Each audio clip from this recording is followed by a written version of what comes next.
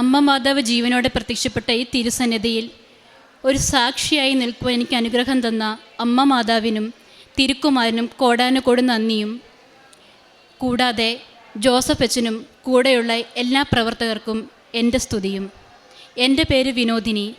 എൻ്റെ husband Pramod Thomas, മക്കൾ Andrea Maria, Aidan Varghese. ഞങ്ങൾ ആന്ധ്രയിൽ നിന്ന് വരുന്നു.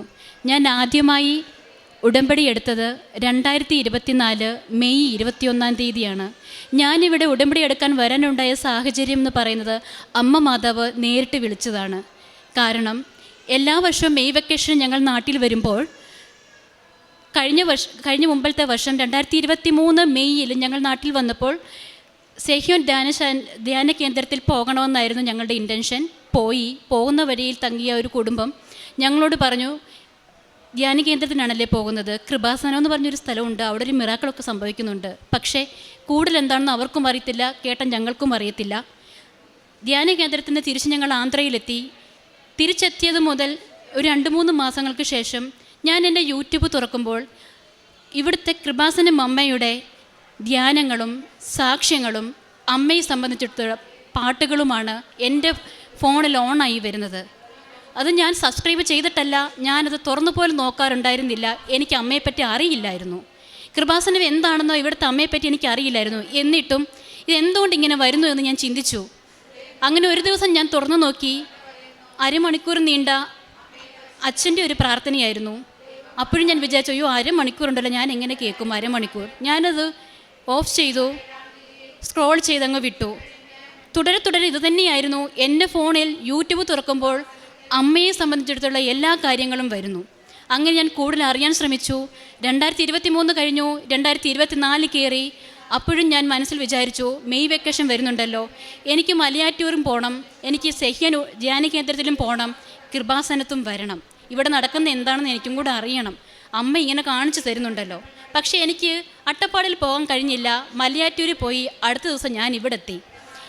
മെയ് 21 ഇവിടെ എത്തുമ്പോൾ അമ്മയെ കണ്ട് പ്രാർത്ഥിക്കണം, ജസ്റ്റ് പ്രാർത്ഥിച്ച് മടങ്ങണം എന്നുള്ളൊരു മാത്രമായിരുന്നു. ഉടമ്പടിയെ പറ്റി എനിക്ക് അറിയുണ്ടായിരുന്നില്ല.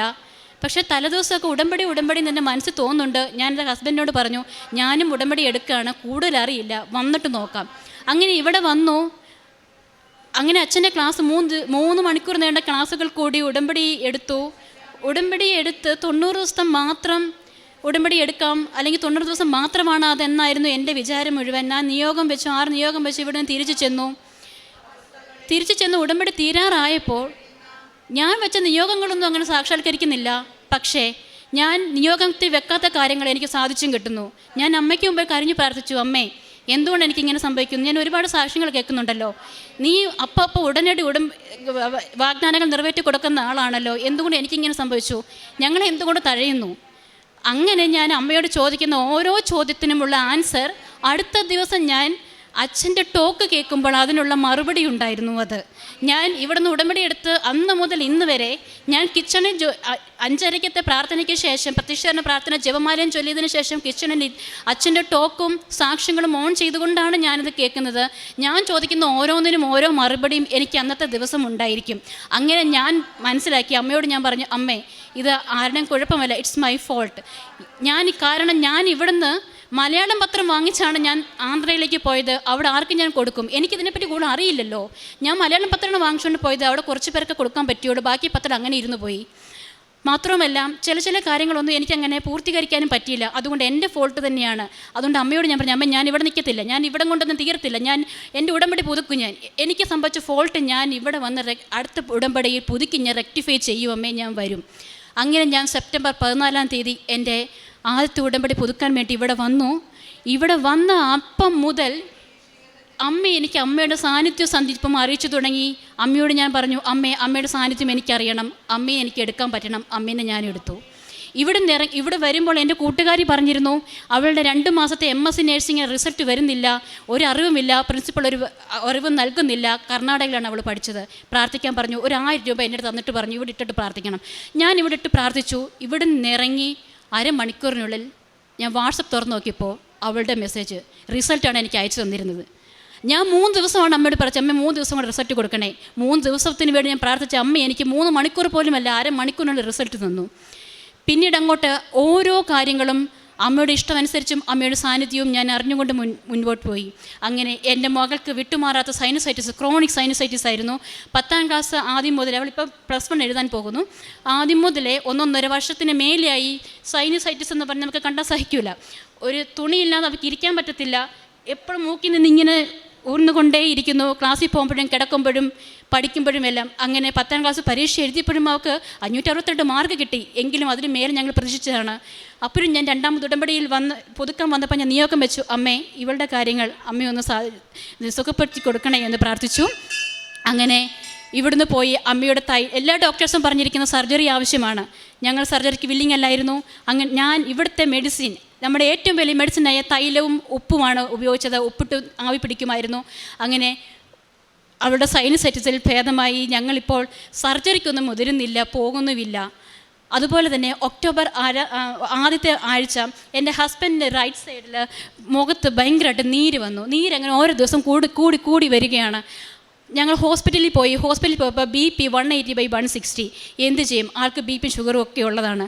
ഞാൻ അമ്മയോട് പ്രാർത്ഥിച്ച്, അമ്മേ BP കുറച്ച് തരണം, പിന്നെ ഞാൻ പ്രാർത്ഥിക്കുന്ന പോലെ വരാവുള്ളൂ. ഡോക്ടേഴ്സിനോട് ചോദിച്ചപ്പോൾ ഡോക്ടർ ഡേഞ്ചറാണ്, ഭയങ്കര ഡേഞ്ചർ, ഫംഗൽ ബാധ ഉണ്ടോയെന്ന് തോന്നുന്നു, MRI എടുക്കാൻ പറഞ്ഞു. ഞാൻ അമ്മയോട് പ്രാർത്ഥിച്ചു. MRIക്ക് കയറ്റിയപ്പോൾ ഞാൻ ഉപ്പ് വായിൽ കൊടുത്തിട്ട് ഞാൻ അമ്മയോട് പ്രാർത്ഥിച്ചു, അമ്മേ ഏറ്റവും വലിയ ഡോക്ടർ അമ്മയാണ്, അമ്മ തന്ന മെഡിസിനാണ്, തൈലവും ഉപ്പുമാണ് ഏറ്റവും വലിയ മെഡിസിൻ. അമ്മയ്ക്കും ഈ മെഡിസിനും ഭേദമാക്കാത്ത ഒന്നും ഈ ലോകത്തില്ല. അതുകൊണ്ട് ഇതൊരു ENT പ്രോബ്ലമായിട്ടോ അല്ലെങ്കിൽ സൈനസൈറ്റിസ് ആയിട്ടോ റിസൾട്ട് എഴുതി എനിക്ക് തരണമെന്ന് പറഞ്ഞു. റിസൾട്ട് വന്നത് ഞാൻ പ്രാർത്ഥിച്ച പോലെ തന്നെ സൈനസൈറ്റിസ് ആയിരുന്നു. അങ്ങനെ വീട്ടിൽ വന്നു ഇഞ്ചക്ഷൻ എടുത്ത് അവിടെ അഡ്മിറ്റ് ചെയ്യണമെന്ന് ഡോക്ടർ പറഞ്ഞു. എനിക്കവിടെ അഡ്മിറ്റ് ചെയ്ത് നോക്കാനും എടുക്കാനും ആരുമില്ല. കാരണം ഞാൻ മാത്രമേ ഉള്ളൂ വീട്ടിൽ, പിള്ളേരെ സ്കൂളിൽ വിടണം. ഞാൻ പറഞ്ഞു, ഞാൻ MS നേഴ്സാണ് ഡോക്ടർ, ഞാൻ വീട്ടിൽ വന്ന് നോക്കിക്കോളാം. ഞാൻ അങ്ങനെ വീട്ടിൽ വന്നു IV ഇഞ്ചക്ഷൻസ് എല്ലാം സ്റ്റാർട്ട് ചെയ്തു. സെല്ലിങ് കുറഞ്ഞെങ്കിലും തലയ്ക്ക് ഭയങ്കര പെരുപ്പ്, പിന്നെയും പ്രോബ്ലം. അപ്പം ഡോക്ടറിൻ്റെ അടുത്ത് ചെന്നു. അപ്പോൾ ഡോക്ടർ പറഞ്ഞു, ഫംഗൽ ബാധ, നിങ്ങൾ CT എടുത്തേ പറ്റുള്ളൂ. ഞാൻ തിരിച്ചു വന്നു. CTക്കൊന്നും ഞങ്ങൾ തയ്യാറാകുന്നില്ല. ഏത് ഫംഗൽ ബാധയും എൻ്റെ അമ്മയ്ക്ക് മാറ്റാൻ സാധിക്കും. തൈലവും ഈ കാശ് രൂപവും നെറ്റിയിൽ കുരിശ് ഞാനിങ്ങനെ വരപ്പിക്കുമായിരുന്നു. ഈ നിമിഷം വരെ ഞങ്ങൾ CTക്ക് പോയിട്ടില്ല. മരവിപ്പ് മാറി. അതുപോലെ തന്നെ ഞങ്ങളുടെ സ്ഥലത്തിൻ്റെ ഒരു പ്രശ്നം വന്നു. ഞങ്ങൾ 1.5 വർഷമായിട്ട് ഞങ്ങളൊരു സ്ഥലം വാങ്ങിച്ചതിൽ കുറച്ച് പൈസ കൊടുക്കാൻ പറ്റി. അതിൻ്റെ അവസാനത്തെ ഗഡുവായ 6 ലക്ഷം രൂപ കൊടുക്കേണ്ടത് നവംബറിലായിരുന്നു. അങ്ങനെ അമ്മയോട് ഫൈനാൻഷ്യൽ ക്രൈസിസ് ഞങ്ങൾക്ക് നന്നായിട്ടുണ്ടായിരുന്നു. കാരണം ഉടമ്പടി വന്നപ്പം മുതൽ ഓരോരോ പരീക്ഷണങ്ങൾ ഞാൻ നേരിട്ടുകൊണ്ടേ ഇരിക്കുകയായിരുന്നു. ഞങ്ങൾക്ക് പലതരത്തിലുള്ള പല ബിസിനസ് കാര്യങ്ങൾ ആവശ്യങ്ങൾക്കായിട്ടും പല പൈസകൾ ഞങ്ങൾക്ക് നഷ്ടമായി. കൊടുത്തവർ തിരിച്ചു തരുന്നുമില്ല. ഞങ്ങൾക്ക് 6 ലക്ഷം രൂപ കൊടുക്കാൻ വകയുമില്ല. അപ്പം ഞങ്ങളുടെ കയ്യിൽ സ്ഥലം വിട്ടു പോകില്ലേ. അപ്പം ഞാൻ അമ്മയോട് പ്രാർത്ഥിച്ചു, അമ്മ ഏതായാലും എൻ്റെ ഹസ്ബൻഡ്, ഞങ്ങളുടെ വീട് വയനാടാണ്, ഹസ്ബൻഡ് വീട് വയനാട്ടിലേക്ക് പോവാണ് സ്ഥലം എഴുതാൻ വാങ്ങിയിട്ട്. പക്ഷേ പൈസ കയ്യിലില്ല. അമ്മയോട് ഞാൻ പ്രാർത്ഥിച്ചു, അമ്മേ എങ്ങനെയെങ്കിലും 4 ലക്ഷം രൂപ എത്തിച്ചു തരണം, ആ സ്ഥലം ഞങ്ങളുടെ കയ്യിൽ നിന്ന് പോകരുത്. അങ്ങനെ ആരോടും കടം വാങ്ങിക്കേണ്ടി വന്നില്ല. 6 ലക്ഷം രൂപ അമ്മ എവിടെ നിന്നൊക്കെ ഞങ്ങൾക്ക് ഒപ്പിച്ചു തന്നു. സ്ഥലം മളന്നെല്ലാം കഴിഞ്ഞപ്പോൾ ഞങ്ങൾക്ക് 5 ലക്ഷം രൂപയേ ആയുള്ളൂ. 1 ലക്ഷം രൂപ ഞങ്ങൾക്ക് മിച്ചവും തന്നമ്മ.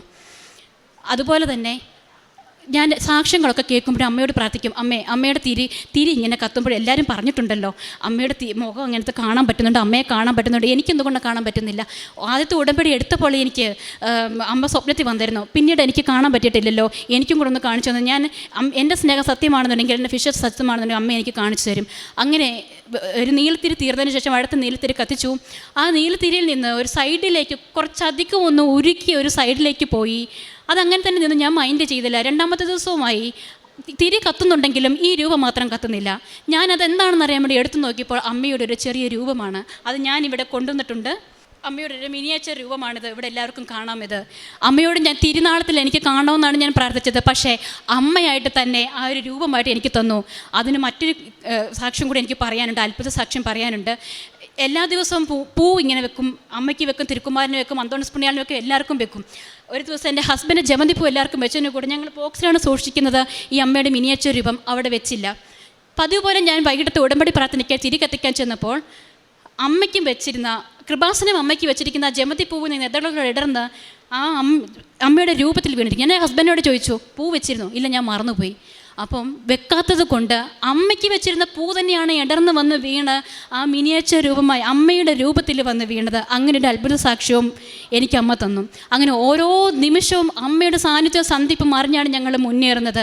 ഫിനാൻഷ്യൽ ക്രൈസിസ് വരുമ്പോഴും, ജോലി സ്ഥലത്താണെങ്കിലും കുടുംബത്തിലാണെങ്കിലും നമ്മൾ താഴ്ത്തപ്പെടുമ്പോഴും എനിക്ക് അമ്മ തരുന്നൊരു വാക്യമുണ്ട്, അമ്മ എപ്പോഴും ഓർമ്മിക്കുന്ന ഒരു വാക്യമുണ്ട്, ഉടമ്പടി എടുക്കാൻ ഞാൻ തിരഞ്ഞെടുത്തിരിക്കുന്ന നിന്നെയാണ്, അവരെയല്ല. അതുകൊണ്ട് ഞാൻ വിളിക്കാതെ ഒരാൾക്കും ഇവിടെ വരാൻ സാധിക്കത്തില്ല. അതും മതിയല്ലോ മറ്റുള്ളവരുടെ മുമ്പിൽ നമ്മളെ അമ്മ ഉയർത്തുവാൻ വേണ്ടിയിട്ട്. അതുകൊണ്ട് എനിക്കിവിടെ എല്ലാവരോടും പറയാനുള്ളത്, നവീകരണത്തിൻ്റെ ഒരു മഹത്തായ മാർഗമാണ് ഉടമ്പടി ജീവിതം എന്നുള്ളത്. അത് ഞാൻ മനസ്സിലാക്കി. എനിക്ക് ഓരോ മാനസിക സംഘർഷം വരുമ്പോഴും ജോസഫ് അച്ഛൻ്റെ ടോക്കിൽ അതിൻ്റെ ഉള്ള ആൻസർ ഉണ്ടാവും. അച്ഛൻ്റെ ടോക്ക് എന്ന് പറയുന്നത് നമുക്ക് ഏറ്റവും വലിയൊരു ആശ്വാസമാണ്. അതുകൊണ്ട് തന്നെ അമ്മയ്ക്ക് ഞാനൊരു വാഗ്ദാനം കൊടുത്തു, അമ്മേ, കേവലം നിയോഗ സാക്ഷാത്കാരം മാത്രമല്ല ഈ ഉടമ്പടി എന്ന് പറയുന്നത്, ഉടമ്പടി ഒരു ജീവിതചര്യയാണ്. അതുകൊണ്ട് അമ്മയ്ക്ക് ഞാൻ വാഗ്ദാനം കൊടുത്തു, എൻ്റെ ജീവിതകാലം മുഴുവൻ ഞാൻ ഉടമ്പടിയിലായിരിക്കും. ഇവിടെ വന്ന് പുതുക്കാനുള്ളൊരു, ആന്ധ്രയിൽ നിന്നും വരണമല്ലോ, ഇവിടെ നിന്ന് പുതുക്കാനുള്ളൊരു ഭാഗ്യം മാത്രം എനിക്ക് തന്നാൽ മതി. ജീവിക്കുന്നതും ഉടമ്പടിയിൽ, മരിക്കുന്നത് വരെ ഉടമ്പടിയിൽ ആയിരിക്കും അമ്മേ. അമ്മയുടെ മുമ്പിൽ മുട്ടുകുത്തി ഒരാൾക്കും മറ്റൊരാളുടെ മുമ്പിൽ അമ്മ മുട്ടുകുത്തിക്കാൻ അനുവദിക്കത്തില്ല. അത് എൻ്റെ അനുഭവമാണത്. അതുകൊണ്ട് എല്ലാവരോടും എനിക്ക് പറയാനുള്ളത്, നമ്മൾ വിശ്വസിക്കുന്നത് ലോകത്തെ ജയിച്ചിരിക്കുന്ന കർത്താവിലാണ്. അതുകൊണ്ട് എല്ലാവരും ഉടമ്പടി ഒരു ജീവിതചര്യയാക്കി മാറ്റണമെന്നാണ് എൻ്റെ ആഗ്രഹം. ഇവിടെ സാക്ഷ്യം നൽകാൻ സാധിച്ചതിലും പരിശുദ്ധ അമ്മയോടും തിരുക്കുമാരനോടും കോടാനുകോടി നന്ദി പറയുന്നു. എൻ്റെ ഉടമ്പടി ഇവിടെ തീരുന്നില്ല, ഇനിയും സാക്ഷ്യം വരെ ഞാൻ ഇവിടെ വരുന്നതായിരിക്കും. റോമ 8:28 ദൈവത്തെ സ്നേഹിക്കുന്നവർക്ക് അവിടുത്തെ പദ്ധതി അനുസരിച്ച് വിളിക്കപ്പെട്ടവർക്ക് അവിടുന്ന് സകലതും നന്മയ്ക്കായി പരിണമിപ്പിക്കുന്നു. വിനോദിനി എന്ന ഈ മകൾ ജീവിത പങ്കാളി മക്കളോടൊപ്പം ചേർന്ന് പരിശുദ്ധ കൃപാസന മാതാവിലൂടെ ലഭിച്ച വലിയ നന്മകളെയും ബോധ്യങ്ങളെയും സന്തോഷത്തോടു കൂടി ഈ അൾത്താരയിൽ സാക്ഷ്യപ്പെടുത്തുകയാണ്. മകൾ അവിചാരിതമായി കൃപാസനത്തെക്കുറിച്ച് അറിയുന്നു. അങ്ങനെ അത് പിന്നീട് യൂട്യൂബിൽ സ്ഥിരമായി അച്ഛൻ്റെ ധ്യാനങ്ങളും സാക്ഷ്യങ്ങളും ഗാനങ്ങളും കൃപാസനത്തിൻ്റെ ഗാനങ്ങളും ഒക്കെ കേൾക്കുവാനായിട്ടിടയാവുന്നു. അങ്ങനെയാണ് മലയാറ്റൂർ പോകുന്ന വഴിക്ക് ഇവിടെ പരിശുദ്ധമ്മയുടെ ഈ ആലയത്തിലേക്ക് എത്തിച്ചേരുക. ഇവിടെ ഒന്ന് കണ്ടുകേട്ട് പോകുവാനായിട്ട് മകൾ ഇവിടെ എത്തിയതാണ്. എന്നാൽ അന്ന് ഉടമ്പടി എടുത്ത് മടങ്ങുന്നു. ഉടമ്പടി എടുത്തതിലൂടെ പുതിയൊരു ജീവിതശൈലിയിലേക്ക് അമ്മ മാതാവിൻ്റെ പ്രത്യക്ഷീകരണത്തിന് സാക്ഷിയായി ഉയർത്തുന്നതിന് വേണ്ടി തൻ്റെ ജീവിതത്തെയും ജീവിതക്രമത്തെയും മാതാവിന് സമർപ്പിച്ചുകൊണ്ട് ഒരു പുതിയ നന്മയുള്ള ആത്മീയതയുള്ള ജീവിതത്തിലേക്ക് കുടുംബം ഒരുമിച്ച് പ്രവേശിക്കുന്നതാണ് മകൾ സാക്ഷ്യപ്പെടുത്തുന്നത്. അതിലാദ്യത്തെ ഭൗതികമായ നന്മയെ പറയുന്നത് മകൾക്കുണ്ടായ രോഗത്തെക്കുറിച്ചാണ്. സൈനസൈറ്റിസ്, ക്രോണിക് സൈനസൈറ്റിസിലൂടെ ഗുരുതരമായ രോഗാവസ്ഥയിലൂടെ മകൾ കടന്നു പോകുന്നു. ഏറെ നാളായി ചികിത്സിക്കുന്നു. ഓപ്പറേഷന് വേണ്ടുന്ന അവസ്ഥയിലേക്ക് കാര്യങ്ങൾ എത്തിച്ചേരുമ്പോൾ പൂർണ്ണമായും പരിശുദ്ധ അമ്മയുടെ തിരുനടയിൽ അമ്മ മാതാവിന് സമർപ്പിച്ചുകൊണ്ട് കുഞ്ഞിന് വേണ്ടി പ്രാർത്ഥിക്കുന്നു. ഉടമ്പടി തൈലവും ഉടമ്പടി ഉപ്പ് ഉപയോഗിച്ച് വെള്ളം ആവി പിടിക്കുകയും തൈലം പൂശി പ്രാർത്ഥിക്കുകയും ചെയ്യുമ്പോൾ അത് ഗൗരവമുള്ള പൂർണ്ണമായ സൗഖ്യത്തിലേക്ക് മകളെ നയിക്കുകയും പിന്നീട് ഇന്ന് വരെയും മറ്റൊരു കാര്യവും ചെയ്യേണ്ടാത്ത വിധത്തിൽ മകൾക്ക് ആരോഗ്യവും സൗഖ്യവും നിലനിർത്തുന്നതിനെയാണ് ആദ്യം സാക്ഷ്യപ്പെടുത്തിയത്. രണ്ടാമത് ജീവിത പങ്കാളിക്കുണ്ടായ മുഖത്തൊരു വശത്തുണ്ടായ നീർക്കെട്ടലും അത് എന്തെന്നറിയാതെ പല പരിശോധനകളിലേക്കും കൂടുതൽ പരിശോധനകളിലേക്കും പോയ അവസരത്തിലും പരിശുദ്ധമ്മയുടെ തിരുനടയിൽ അതൊരു സൈനസൈറ്റിസായി മാറ്റിത്തരുന്നതിന് വേണ്ടിയും അതുവഴി സൗഖ്യത്തിലേക്ക് നയിക്കുന്നതിന് വേണ്ടിയും പ്രാർത്ഥനാ നിയോഗം സമർപ്പിക്കുകയും അത് അനുഗ്രഹമായി കുടുംബത്തിന് മാറുന്നതിനെയും പൂർണ്ണ ആരോഗ്യത്തോടുകൂടി അമ്മ മാതാവ് ജീവിത പങ്കാളിയെ സംരക്ഷിച്ചതിനെയാണ് സാക്ഷ്യപ്പെടുത്തിയത്. പിന്നൊന്ന് സ്ഥലം വാങ്ങിയതുമായി ബന്ധപ്പെട്ട് പൈസ കൊടുക്കാനുണ്ടായിരുന്നത് അത് കൊടുക്കുവാൻ നിർവാഹമില്ലാതെ ക്ലേശിച്ചിരുന്ന നാളുകളിൽ 6 ലക്ഷത്തോളം രൂപ പലരിൽ നിന്നായി ലഭിച്ചതും 5 ലക്ഷം രൂപയിൽ ആ സ്ഥലസംബന്ധമായ വിഷയങ്ങൾ മുഴുവൻ തീർത്ത് എടുക്കുവാനായിട്ട് അമ്മ മാതാവ് സഹായിച്ചതിനെയാണ് സാക്ഷ്യപ്പെടുത്തുന്നത്. ഓരോ സാക്ഷ്യവും മകൾ പറയുമ്പോൾ അതിൽ കൂടുതൽ തെളിഞ്ഞു വരിക ഉടമ്പടി ജീവിതത്തിൻ്റെ ആത്മീയതയാണ്. പ്രാർത്ഥനയിലുള്ള സ്ഥിരത, നേർച്ചവസ്തുക്കളിലുള്ള നല്ല വിശ്വാസം, അച്ഛൻ്റെ ധ്യാനത്തിലൂടെ ലഭിക്കുന്ന പുതിയ ആത്മീയ ഉൾക്കാഴ്ചകളും പ്രതിസന്ധികൾ തരണം ചെയ്യുവാനുള്ള ആത്മധൈര്യവും കേവലം 90 ദിവസത്തേക്ക് തുടങ്ങാമെന്ന് കരുതിയ ഉടമ്പടി ജീവിതത്തെ നിത്യതയോളം എത്തിക്കുവാൻ വേണ്ടുന്ന ഒരു ആത്മധൈര്യവും ജീവിത കാഴ്ചപ്പാടും മകൾക്ക് ലഭിച്ചതിൻ്റെ സന്തോഷം അതൊക്കെയാണ് സാക്ഷ്യത്തിലൂടെ ആവർത്തിച്ച് നമ്മളോട് പറഞ്ഞുകൊണ്ടിരിക്കുക. അതോടൊപ്പം മറ്റെല്ലാവരിലേക്കും ഉടമ്പടിയുടെ സന്ദേശങ്ങൾ കൈമാറുന്നതിന് കൃപാസനം പത്രിക സന്തോഷത്തോടെ പകർന്നു കൊടുത്തുകൊണ്ട് അമ്മ മാതാവിൻ്റെ നാമത്തെ കൂടുതൽ പേരിലേക്ക് പ്രചരിപ്പിച്ച് ദൈവ സാന്നിധ്യത്തിലേക്ക് അവരെ അടുപ്പിക്കുന്നതിന് പ്രത്യേകമാവിധം ലഭിക്കുന്ന സാഹചര്യങ്ങളെയും അതിലൂടെ ലഭിക്കുന്ന സന്തോഷത്തെയും സ്മരിക്കുന്നുണ്ട്. ഈ കുടുംബം ഒരുമിച്ച് ഈ അൾത്താരയിൽ പരിശുദ്ധമ്മയുടെ സംരക്ഷണം അനുഭവിച്ച് പ്രാർത്ഥിക്കുമ്പോൾ നമുക്ക് ഓരോരുത്തർക്കും അത് മാതൃകയും നമുക്ക് ഓരോരുത്തർക്കും അത് പ്രചോദനവുമാണ്. ഈ നടയിലെത്തി കണ്ണീരോടുകൂടി ആശങ്കയോടുകൂടി പരാജയങ്ങളെല്ലാം അമ്മയുടെ തിരുനടയിൽ സമർപ്പിക്കുമ്പോൾ അമ്മ നമ്മളെ ചേർത്ത് പിടിക്കുകയും കരം പിടിച്ചുയർത്തുകയും ജീവിതത്തിൻ്റെ ഏതൊരു ആപത്സന്ധിയിലും നമുക്ക് വലിയ അനുഗ്രഹമായി തിരുക്കുമാരിൽ നിന്ന് വേണ്ട കൃപകൾ നേടിത്തരുവാൻ കൂടെ ഉണ്ടാകും എന്ന വലിയൊരു ഉറപ്പും വാഗ്ദാനവുമാണ് ഓരോ ഉടമ്പടി സാക്ഷ്യവും നമുക്ക് കൈമാറുന്നത്. ഈ കുടുംബത്തിന് ലഭിച്ച ഈ എല്ലാ അനുഗ്രഹങ്ങളെയോർത്ത് അമ്മ മാതാവിനും തിരുക്കുമാരനും നന്ദി അർപ്പിച്ചുകൊണ്ട് കരങ്ങളടിച്ച് ഈ സാക്ഷ്യം നമുക്ക് സമർപ്പിക്കാം. അത്യപൂർവ ദൈവാനുഭവങ്ങൾ ഇനി നിങ്ങൾക്കും സ്വന്തം.